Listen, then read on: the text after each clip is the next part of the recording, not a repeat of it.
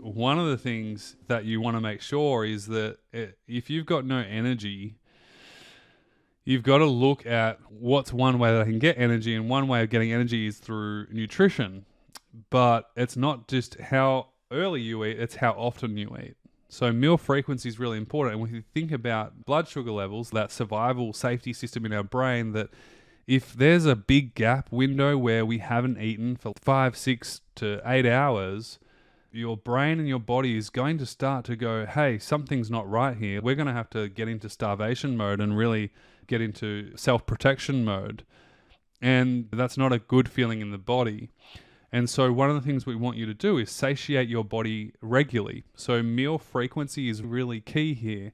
And everyone's different. For some, it's every 2 hours that you need to have some sustenance back into your system, especially early on if you're really low level energy or you're coming out of a virus or infection. The second thing that you need to look at is, what are you eating?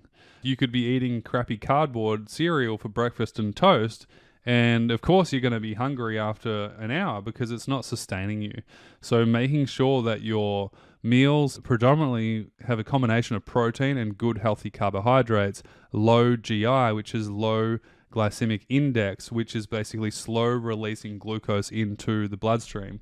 And this is actually going to help you have more sustained energy levels for a longer period of time versus high glucose carbohydrates, which is like that fast instant hit. They call it the sugar high, where you kind of like, oh my God, I feel great. And then within 20 minutes, your energy depletes really fast.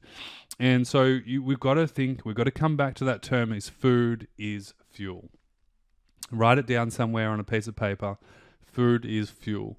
And once you realize that and you live that, you can constantly just keep refueling your body when you need it.